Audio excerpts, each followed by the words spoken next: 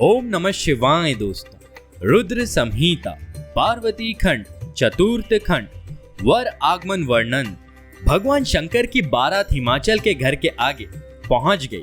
मैना ने झट से घर के अंदर पहुंचकर आरती का थाल सजाकर अन्य स्त्रियों के साथ उनसे मिलने आई।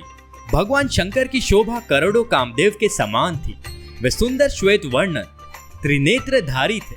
सुगंधित मालती के पुष्पों की माला धारण किए, रत्न जड़ित मुकुट पहने, मणि जड़ित कड़े हाथों में धारण किए तथा रत्न जड़ित स्वर्ण के आभूषण पहने, विविध प्रकार के विचित्र चमकीले वस्त्र पहने, चंदन, अगर, कस्तूरी से सुगंधित तरुण स्वरूपधारी, मंद मंद मुस्कान करते हुए सर्वांग सुंदर भगवान शंकर के इस प्रकार मैना ने दर्शन किए।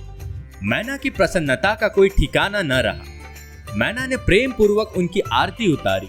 उसके पश्चात पार्वती श्रृंगार से युक्त होकर कुल देवताओं का पूजन करने के लिए निकली।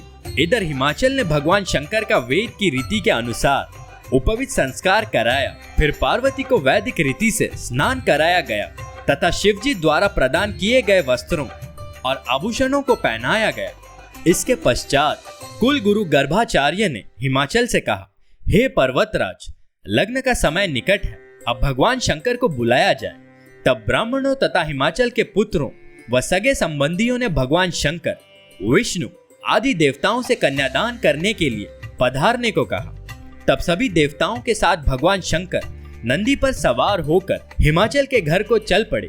पार्वती की माता मैना स्वर्ण कलश लिए हिमाचल की बाईं ओर आकर बैठ गई। हिमाचल ने शिवजी से कहा, भगवान आप अपना गोत्र, प्रवर, कुल, नाम, वेद, शाखा आदि का उच्चारण करके ब्राह्मणों को बताएं।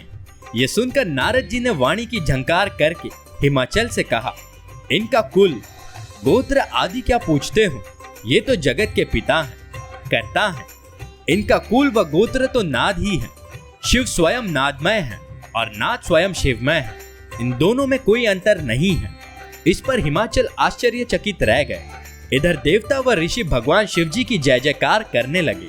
इसके पश्चात संकल्प पूर्वक हिमाचल बोले, हे समस्त संसार के ईश्वर भगवान शंकर, आपको मैं अपनी पुत्री का कन्यादान करता हूँ। आप इसे अपनी धर्म पत्नी के रूप में स्वीकार करें। इस प्रकार कहकर जल सहित कन्या का हाथ भगवान शंकर के हाथ में दे दिया। आकाश में जय जयकार की ध्वनि गूंज उठी। अप्सराएं नाचने लगी। हिमाचल ने रत्न, आभूषण, गौएं, दासियां, हाथी, रथ आदि वस्तुएं दहेज में प्रदान की। सब मुनिजन और देवता शिव पार्वती का अभिनंदन करने लगे। ओम नमः शिवाय दोस्तों।